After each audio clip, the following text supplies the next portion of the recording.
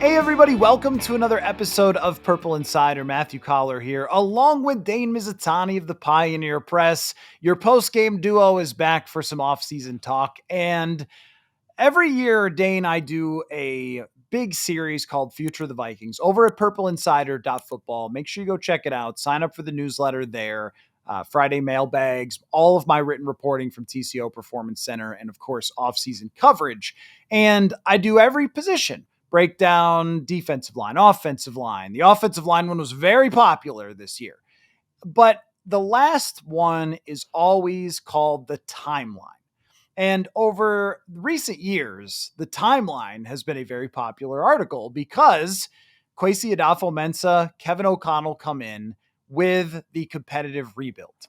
And I think, Dane, that they executed a competitive rebuild probably better than we've seen any team do that, and quicker than you would have expected to have 14 wins and put yourself in a position like they did this year without even having their real answer at quarterback. But now they face a very new timeline, which has been complicated by a quarterback position of which we do not have answers yet. So let me start here with you. I want you to tell me the difference in the front office approach, in the ownership's understanding of where they are and competing for a Super Bowl with Sam Darnold back or JJ McCarthy starting in 2025. What would be your viewpoint as far as how different the timeline would be viewed in the front office, the ownership, the fan base in those two situations? And if the answer is not at all, then the answer is not at all. What do you think? I don't think the answer is not at all. I think externally, the answer might be not at all. But I think internally, like if you go into next season, say, what is today? February 6th. Say a month from today, they have tagged Sam Darnold and traded him to insert team that needs quarterback here. And you're rolling forward with JJ McCarthy. I think the external expectation is going to be like, oh my God, it's time. We can do it. We're going to win the Super Bowl. I think internally, if they are willing to move forward with just JJ McCarthy or a veteran that competes with him, but then loses to him in the training camp competition. So JJ McCarthy is your week one starter. I think the timeline, it doesn't start over, but I don't think you pick it up right at 14-3, blowout loss to the Rams, away we go. I think you have to handicap it with the fact that this guy has not played a lot of football in general, but one NFL snap. He's played in one preseason game. He's had, training camp, OTAs, but like that's it. His knowledge of the NFL exists through the eyes of a GoPro on Sam Darnold's helmet. So I think head coach, GM, ownership, I think they would be able to see that. Like, we are not a Super Bowl contender next year. They're not going to come out and say that, but I think you judge success by, like, are you taking steps forward towards being a perennial Super Bowl contender? And I think if you're rolling forward with JJ McCarthy, you are almost saying, like, we are starting the process of hopefully becoming a Super Bowl contender down the road, while not putting too much pressure on the number 10 pick in the 2023 draft that we love, 2024 draft that we love. On the other side of that, if you bring back Sam Darnold, you franchise tag him for a year. Now, obviously, that's inherently. If you franchise tag him, it's a 1 year, $40 million contract, whatever. And you say JJ didn't really get that redshirt year. He got a kind of a pseudo redshirt year, but he wasn't on the field. And we want to give him a real one. And Sam is our starter. If you move forward next year saying Sam Darnold is the starter, fair or not, like I think you're trying to win the Super Bowl that year because you won 14 games. You did that with a ton of dead cap. You're going to get better in free agency. You don't have a lot of draft capital, but you do have the 24th pick. And whether you're able to hopefully draft a guy that's going to make an impact this year or trade down and make, draft more guys that can hopefully make an impact in the long term. All of that working together, with a quarterback who just won 14 games, given the circumstances and certain deficiencies on the roster because of the dead cap I talked about. Like, I think if you're rolling forward Sam Darnold, fair or not, you should be trying to win the Super Bowl and then hand the keys off later if it doesn't work out, or maybe if you do, obviously, then you move forward and you have a new discussion on your hands. But I think the timeline looks different based on who is your quarterback. That's just my take on it. Because I think as much as we, as people that cover the team and fans, as people that follow the team, um, are often enamored with the next, who's next, who's the next big thing, the shiny new toy.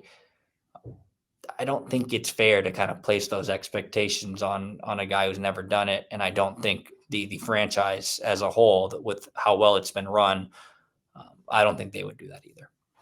So I was thinking about if Kwesi Adofo-Mensah pitched, well, he must have, to the ownership when he got the job, this competitive rebuild, because he has said before that tanking is off the table for him. And when he says that, as an analytics person, I know who he means that tanking is off the table for, because it ain't off the table for him as an analytics guy, but it's off the table for the ownership of this team, which we have known for a long time. Right. And their gamble on not tanking has paid off by having a lot of wins and a lot of capital built up in trust for Kevin O'Connell. And you find out if someone could coach when you have a good roster, where I don't know if we'll ever know if certain guys around the league who've gotten fired could actually coach, because they didn't have quarterbacks, they didn't have rosters, they came, they went, who knows, right? So we found out by doing the competitive rebuild that it was possible, and also that Kevin O'Connell is someone you want to go forward with long-term as your coach. And there is a ton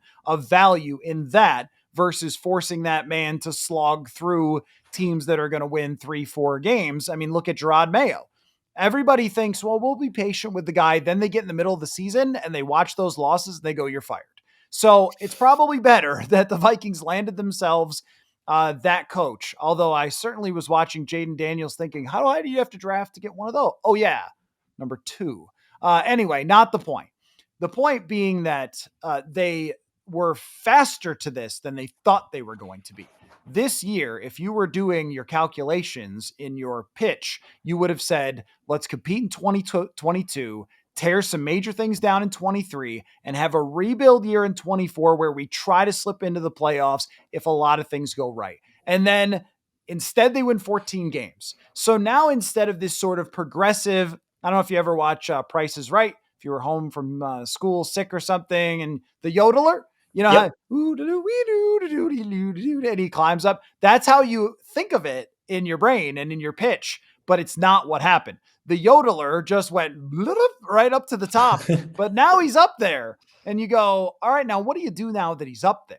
Because if they bring Sam Darnold back and then they add all the free agents that they want to add, it's certainly possible they can do it, but they have to make concessions into the future for the salary cap in order to do it. So if they do, then the expectation is raised to, I think, playing for the Super Bowl and talking about it is one thing. And then also, like, to make it, to justify it, where do you have to be?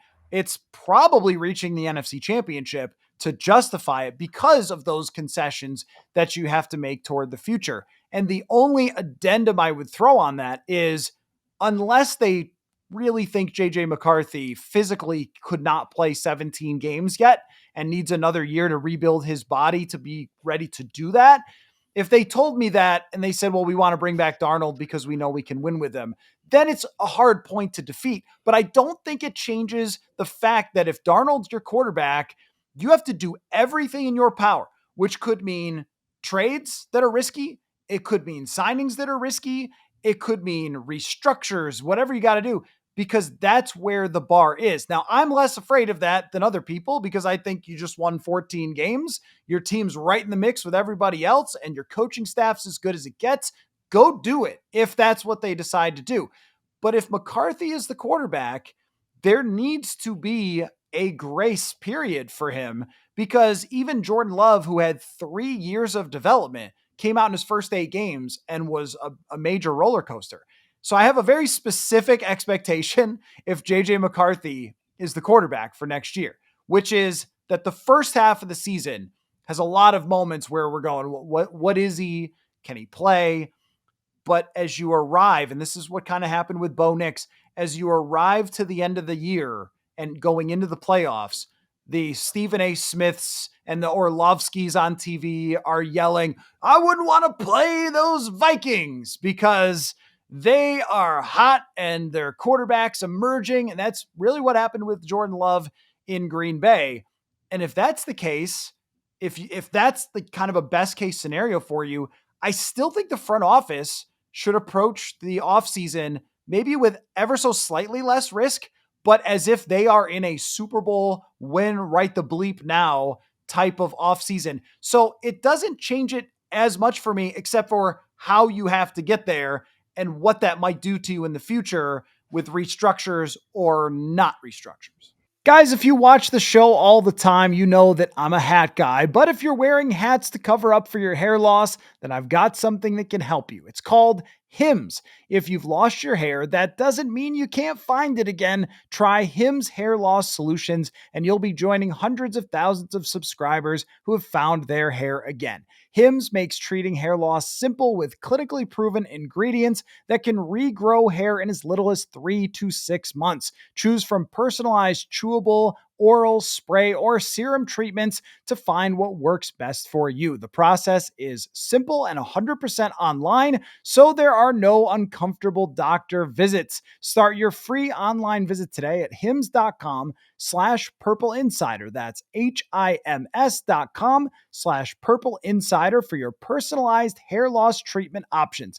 Him.com/purple insider. Results vary based on studies of topical and oral minoxidil and finasteride. Prescription products require an online consultation with a healthcare provider who will determine if a prescription is appropriate. Restrictions apply. See the website for full details and important safety information. Yeah, and I guess that's probably a good part to kind of drill down on is I don't think decision making towards competing for a Super Bowl should necessarily change based on who the quarterback is. I still think the team is good. Justin Jefferson is in his prime. You don't want to just say, well, rookie quarterback, we're not going to be that good. One, you'll piss him off. Two, that's just wasting years of a guy who could go down as one of the greatest to ever do it.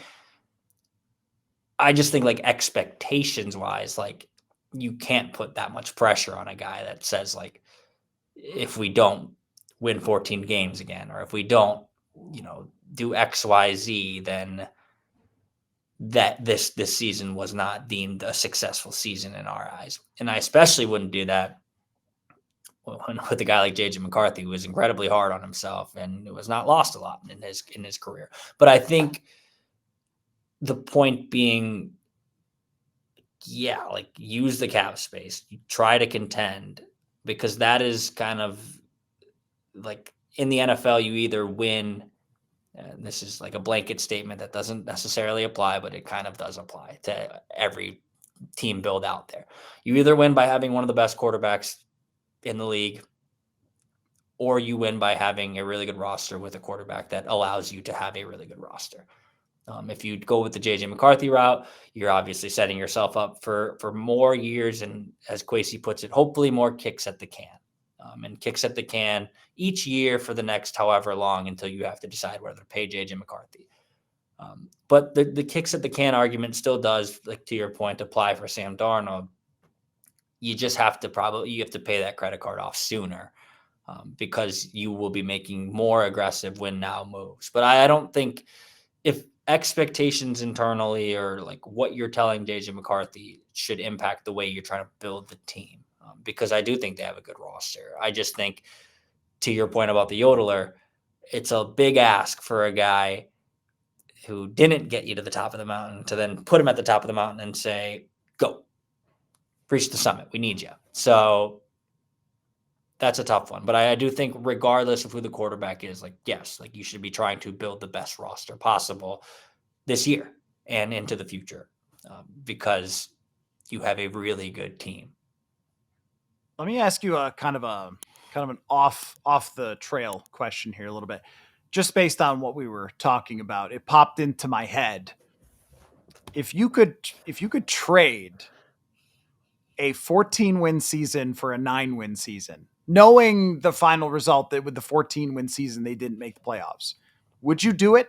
Because here would be my case for last year. Now, I'm not taking away from any of the players, the performances, the fun games, the Sam Darnold arc, and all that sort of stuff. It was all great. Thanks for the memories. They were wonderful. But like for this conversation about the timeline, if they won 9 games, everyone would have said, great job, Kevin O'Connell. You outperformed expectations. Even if you missed the playoffs in the last day, they would have said Vikings coming now, kind of like the Lions did after they had won 9 games and not made the playoffs in 2022. They would have said Vikings are up next. They've got the cap space. They've got the young quarterback. There's no discussion about who's going to be the quarterback in the future. It's just JJ McCarthy, and the bar to beat is 9 games in a very tough division. The 14 thing rests in a funny place because they did get whooped in the playoffs. So I would say the entire fan base just threw out the 14 wins like they meant nothing. And they got beat so badly, I understand that.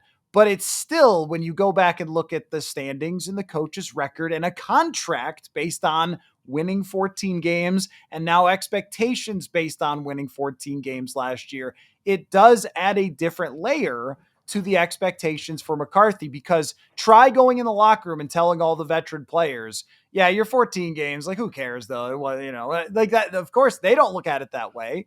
Their expectation now is that they compete for the Super Bowl this season, which does add, if it's McCarthy, a lot more pressure to his shoulders. Now, it's not, and I know the comment section, I can already see it. He played at Michigan in a national championship and he understands pressure. I know all that. There's nothing like this. There's absolutely nothing like this in college that can emulate it, which is kind of the next part of it. When we think about variance, I think of it as in bands. Like, how wide is your band of variance? So we got 0 wins over here, and we got 17 wins over here. And where can I place the band? If Darnold starts, the band is pretty short. I don't think it's going back to 14, but I also don't think you'd win any less than 9 or 10. With JJ McCarthy, the band, because it just becomes wider on one side. I don't think you're winning 14 games, but it becomes wider on the downside. And I think they have to consider that as they are deciding, like, what are our expectations realistically for this football team, is that the lower end of this, because the guy has never played, is actually there. I know that no Vikings fan sees it there because they think this is now a better quarterback than Sam Darnold was last year, even though it's one of the 5 best seasons ever by a Vikings quarterback statistically. Yeah. But that's just that. I think they have to look at it that way. Yeah. And that the first thing that pops into my head is like the messaging from Kevin O'Connell to his team, which he referenced ad nauseum towards the end of the year, saying, I told these guys back in training camp, I told them after watching them in OTAs, I told them in training camp that I thought they could be a really good football team. And like, I don't think that messaging changes if JJ McCarthy is your quarterback, because it can't. You can't just go in there and be like, I think we're going to be like mid. Like, I don't think we're going to be that good, because we have to account for, like, you can't say that. But I would be curious to like dive into his psyche. And maybe like just to be an NFL coach, you just have to believe so like steadfastly in yourself and the culture you can build and your offense and the team you surrounded yourself with and your players. Maybe to get to that level, you have to have like a level of ego that just does not exist to me, where like you can't separate the forest from the trees. And there's probably something to that.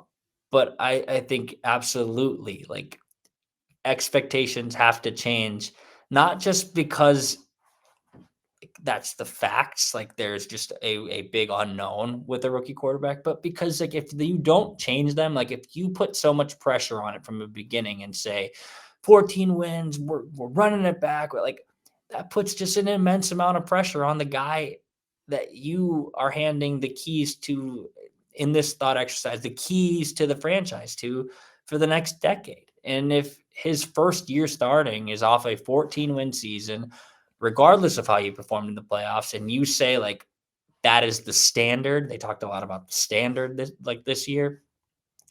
It's just a hard like thing to live up to, and I don't know if I would trade the 14 wins. I certainly, if I was Kevin O'Connell, I would not, because Of that course. made Yeah. me a ton of money. But I get the question. I understand it. And I felt this way back in 2022 when they won 13 games. They weren't supposed to. Like the competitive rebuild from the beginning, like you weren't supposed to be as good as you were, as fast as you were. And while the 13 wins gave them some goodwill, like the 1-4 start that following year in 2023, it pissed a lot of people off because people were operating under the guise of, well, we just won 13 games and now we have Kirk Cousins back. And granted, they ended up flipping it around and looked like they probably could have done something maybe pretty special, had Kirk not popped his Achilles. And then you kind of get absolved from anything that happens in 2023 because of that injury. But it's similar this year in 2024, heading into 2025. Like, if you win 9 games last year, you're right. Like, no matter what you do, like, the carrot is out in front of you, and you say, like, if we get to 10 or 11, like, we show growth. Like, the only way I think you show growth now in 2025 is you make the playoffs and you win a first round playoff game, because you're not going to win 14 games. It's happened one other time in the history of the franchise. You won 15 games in 98. Like, so how you judge success, I think, has to change.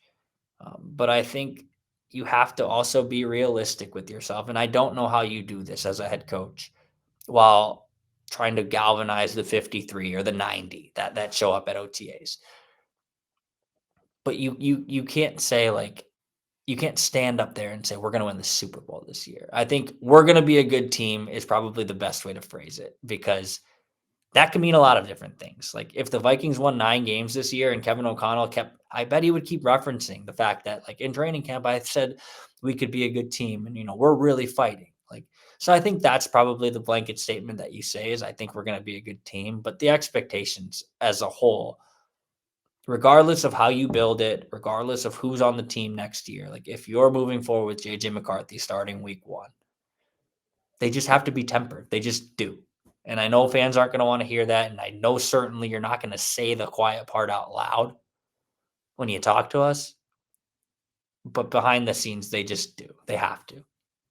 So there's a few different things that have come into my mind here when we're talking about the timeline and when you expect to win with JJ McCarthy. And one of those things is that we have seen recently young quarterbacks win. Yeah. Now, that doesn't mean the Super Bowl, because we're going to have 2 veterans in the Super Bowl, and Jaden Daniels did really well in the NFC Championship. His team wasn't there yet, but CJ Stroud, lost in his second playoff game after winning 1 his first year. But Brock Purdy made the Super Bowl in his second season. We saw Jalen Hurts may have been third season where he reached the Super Bowl. CJ Stroud has succeeded. Bo Nix was in the playoffs with a team that's pretty shoddy. I mean, it's got some guys, but I don't think any of us thought, oh, wow, the Denver Broncos are the best team in the NFL around Bo Nix. They don't have any receivers. They don't have a good running game. And so they're going to build on that in the future. And yet he was there in the playoffs against Buffalo, way overmatched, but still in his first year. Even Michael Penix came out and looked pretty good. We may be in a world where even a young quarterback is more prepared for this. Now, Brock Purdy was also 23 or 24 and played a lot of football. So did Bo Nix. CJ Stroud was pretty young, but it may be also kind of a freak show and was a top 2 draft pick. So it is a little bit different. From somebody who just threw so few passes. Stroud might have had the same in 1 year as McCarthy had in his entire college career. But I've also got the 2 different things on each side of the shoulder for that, because I think about what we saw most recently was JJ McCarthy looked great in training camp. That means so much more to me than the fact that he doesn't have a lot of experience, because camp tells us a lot of the answers when we could see them practice every single day. And so I think that what McCarthy showed is that he can be ready as long as he's physically there to go out and lead a football team and start making plays, even if there's going to be rocky moments along the way. Another factor is it's a veteran team. and here's where it may be a little bit different, is they need draft capital like I need diet soda. Okay. I got the Diet Coke because it was on sale, but I wish it was Diet Dr. Pepper. Please sponsor the show. But they don't have draft picks. They don't have young players. They have foundational veteran pillars who are competing right now. And does that mean that Kwesi Adofo-Mensah, if JJ McCarthy is going to be the guy, needs to focus on finding draft capital and getting cheaper and younger in whatever way he can? Or does it mean like, hey, the kid's on the rookie contract, spend. Like, let's just, all in for this year to put as much around him as you possibly can to up his chances of getting back to where that yodeler was at the top of the mountain. I wonder how you think that it doesn't completely shift it, but when we look at the landscape of the roster, it has to have some effect on the thought process that they need to draft football players. Yeah. So, like, I guess where my mind goes with that question is like, I think 24 is a good barometer for that. Like, do you draft at number 24 and try and add another big piece and hopefully hit on a draft pick and that can help him this year? Or do you trade 24 to random team that wants to move up to 24 for, probably a mid-second and a third? I don't know. Like the trade charts, I know they get talked about a lot, but like I think it's important to remember too, like you don't just, it's not Madden. Like you need someone to want to get up to number 24. But if I was Kwesi Adofo-Mensah, like to answer your question about like, do I want to build for the long-term future with JJ McCarthy in mind, or do I want to infuse as much talent into this roster to give him kind of a good starting point of his career? I think I would say the latter. Like I just want to infuse talent into this roster. And that's why like I understand trading number 24. Like I really do. But like when we talk about like all the needs that this team has and the money that they're going to be able to spend in free agency to address some of those needs, late first round, it's still a little more of a crapshoot than early to mid first round. But I think late first round picks, if you're trading that late first round pick for a mid second, like you have a better chance at hitting on a late first round pick. And if you want someone that's going to help JJ McCarthy and the Vikings as a whole in 2025, like I might just stick and pick there at 24 rather than, I understand the draft capital part of it and adding more pieces and bringing more talent in to then groom and build and hopefully that come to fruition later. But I think this is just kind of the bed you made for 2025, and now you just got to sleep in it. If there's nobody there on their board, I bet they trade down or they try to. But if there's a talented player at 24 and I'm trying to use kind of the cheat code that is still the rookie contract in the NFL as a way to kind of compete moving forward, assuming JJ McCarthy is my starter, I think I might just sit there and pick.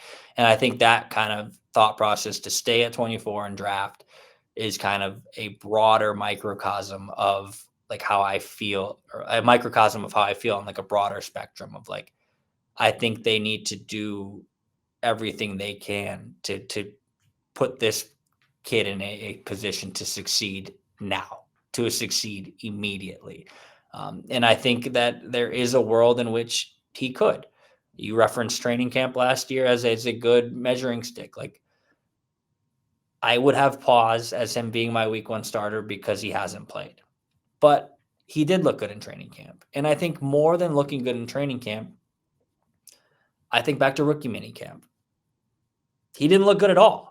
And then I think back to OTAs. He looked a heck of a lot better than he did in rookie minicamp. And then I think back to training camp. And like he looked a hell of a lot better than he did in OTAs.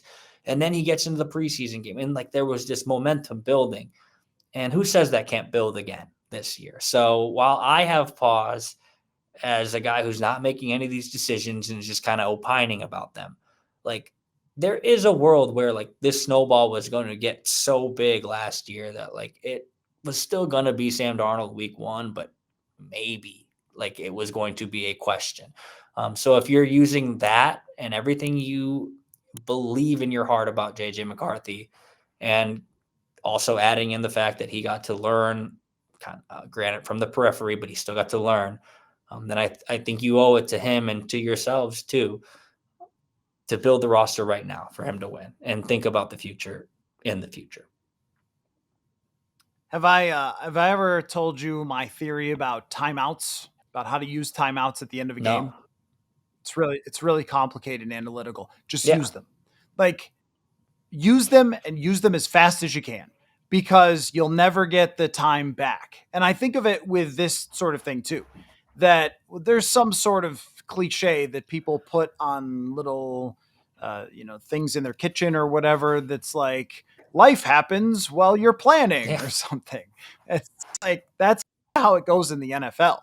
Is if you a couple of years out, you might be planning for somebody else who becomes the general manager at that point. And regardless of contracts, and I know with Kevin O'Connell's, this extension is significant, it's long, it's going to be a while that he's here. And he's a type of coach to me that's always going to elevate what you have. So I would want him to be the coach for a long time.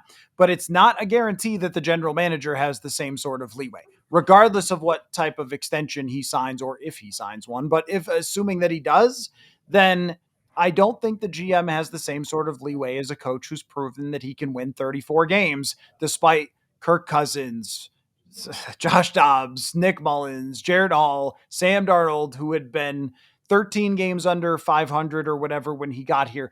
Like, that's a different type of leeway.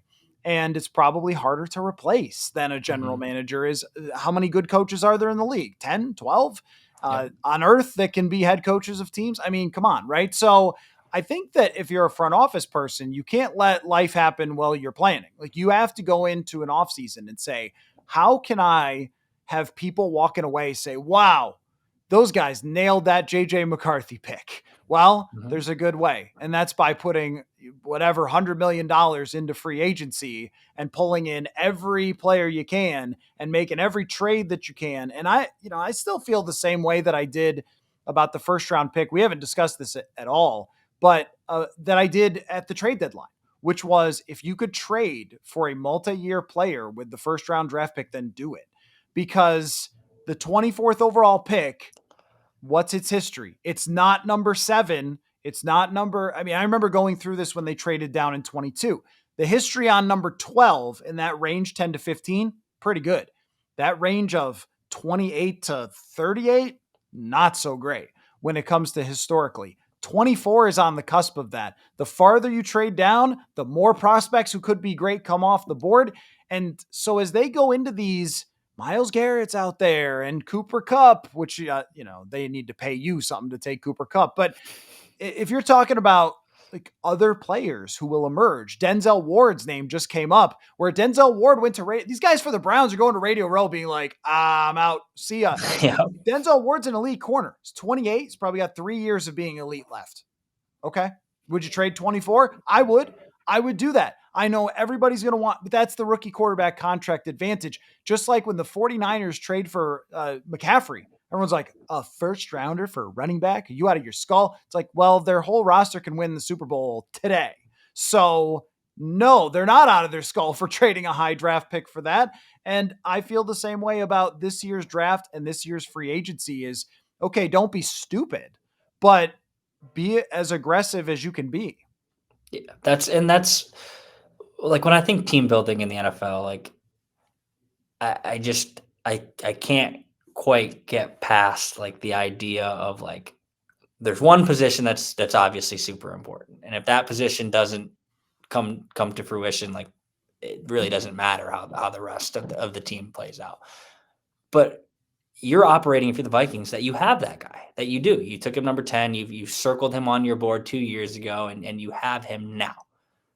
So while I understand like the draft nerds, I don't know, like what do you want to call them? Draft analysts. I prefer draft dweebs. Okay. Well, the people who sit at home and say like they got to trade 20, they got to trade back from 24. Like I agree. Like I generally agree that like if they could find a trade that gave them more kicks at the can. Like that makes sense. I understand like the thought process there. But I keep going back to like if I have the guy that I think I have, if they didn't have the quarterback, then I'd say, yeah, trade 24 for, but they do. They have the quarterback now. They finally have a guy that they think can lead them to the promised land. I don't care. I don't care. Like I don't care about having the 65th pick and the 123rd pick because we don't have any third round picks besides the comp pick. Like I don't care. I don't. And I think that there's an overcorrection or a possibility or like a temptation to overcorrect when you don't have a lot of draft capital. So you got to trade down. Like no, you don't. Like if the guy you're staring at 24 is there, take him. Or if you can get Denzel Ward for 24, do it. I just know I on draft night, the draft, I'll use your word, dweebs.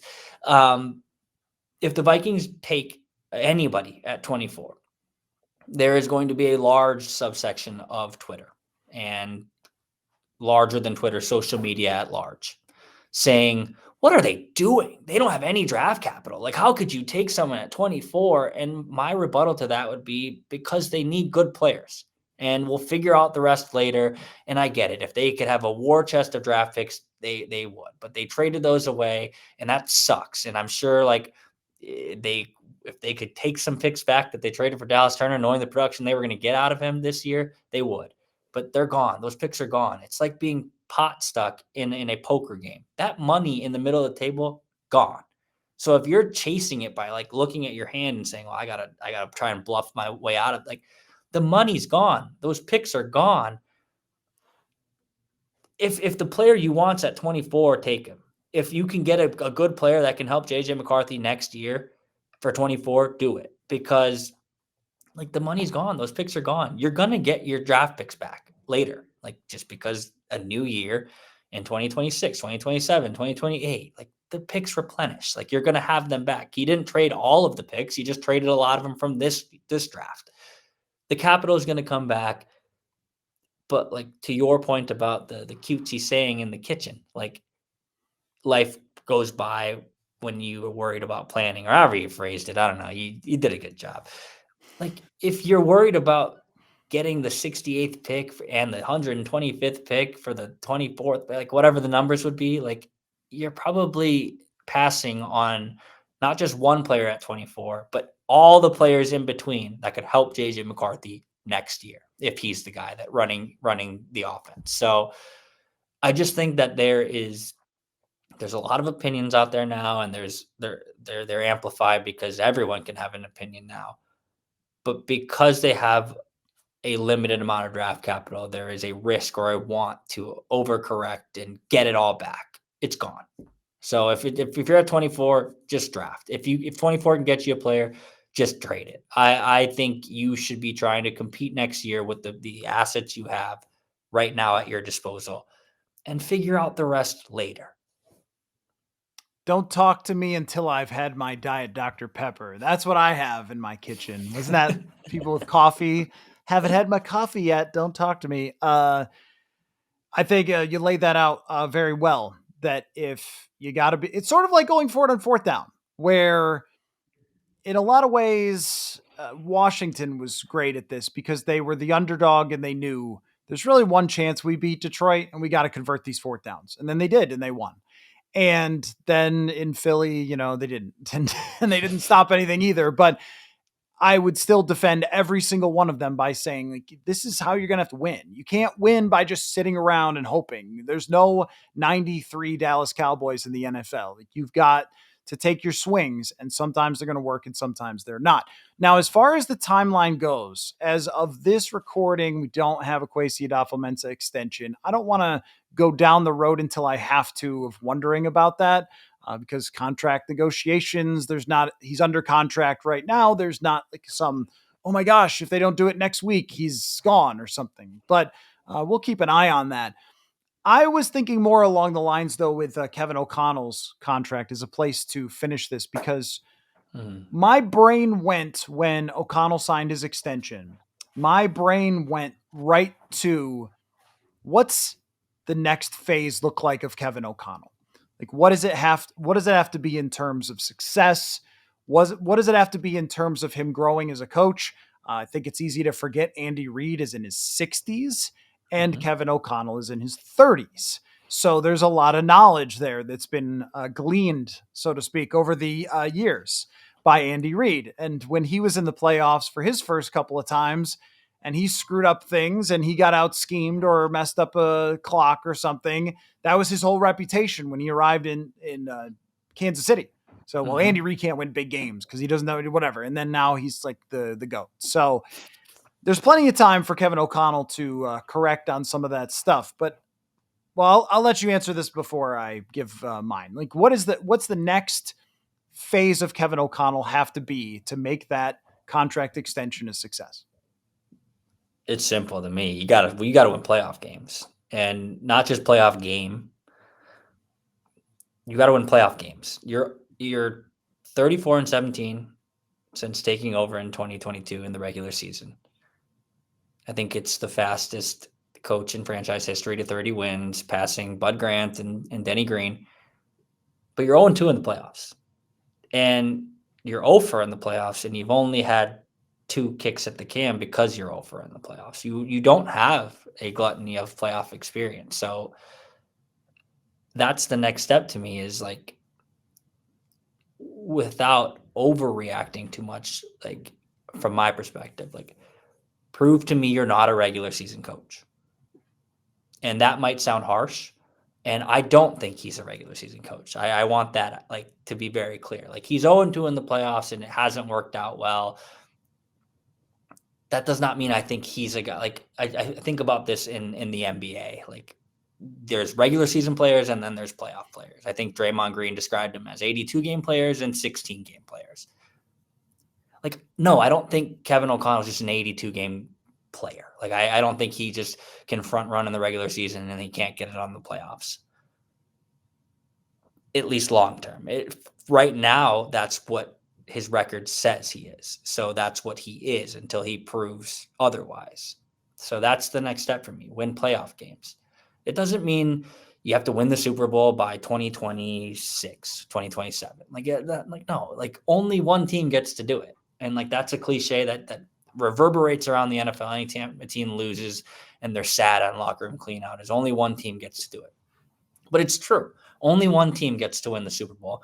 And you know what? Maybe no teams other than the Kansas City Chiefs get to win the Super Bowl, because Patrick Mahomes is, we're recording this on Thursday, February 6th. I don't know when it's going to drop, but he'll probably have another Super Bowl by then. Like, so if we're just judging head coach success by whether they beat Patrick Mahomes, like, then we're going to be sad and sorry and like frustrated all the time. But for me, it's simple with Kevin O'Connell. The extension is what it is. The money is what it is.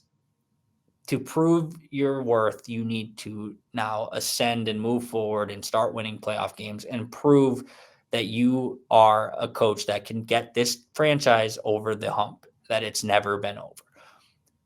That could be incremental. That doesn't all have to happen at once. Maybe it will happen all at once. Maybe your first playoff win as a head coach in the NFL will then coincide with 3 more and you'll win the Super Bowl.